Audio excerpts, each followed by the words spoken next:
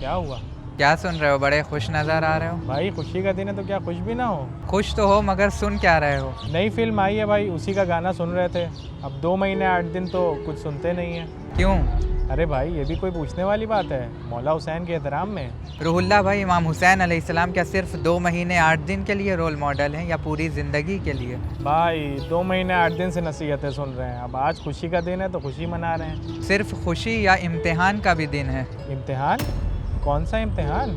जो हमने 2 महीने 8 दिन शब्बेदारियाँ की हैं, अज़ादारी में शरीक हुए हैं और आंसू बहाए हैं, ये सब सिर्फ रोने के लिए नहीं था बल्कि उस दिन के लिए थी कि देखा जाए हमने करबला से क्या सीखा है। तो भाई क्या अब हम लोग खुशी भी ना मनाएं?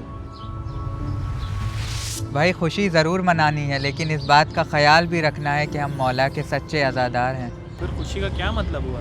भाई खुशी का मतलब ये नहीं है कि हम हर काम में आज़ाद हैं, बल्कि जश्न में भी हमें दीन और शरीयत का ख्याल रखना है। करबला सिर्फ आंसू नहीं है बल्कि किरदार साजी का नाम है।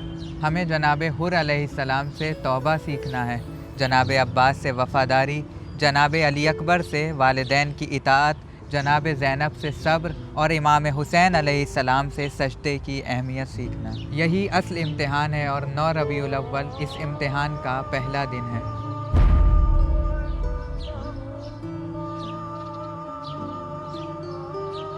चलो भाई, इम्तिहान शुरू हो गया है। अज़ान की आवाज़ आ रही है, मस्जिद चलते हैं। आज़ादारी एक इबादत है और इबादत का असल मकसद है इंसान को बेहतर बनाना। अल्लाह अकबर। 9 रबीउल अव्वल अज़ा का इख्तिताम नहीं बल्कि पैगाम हुसैन पर अमल का आगाज़ है।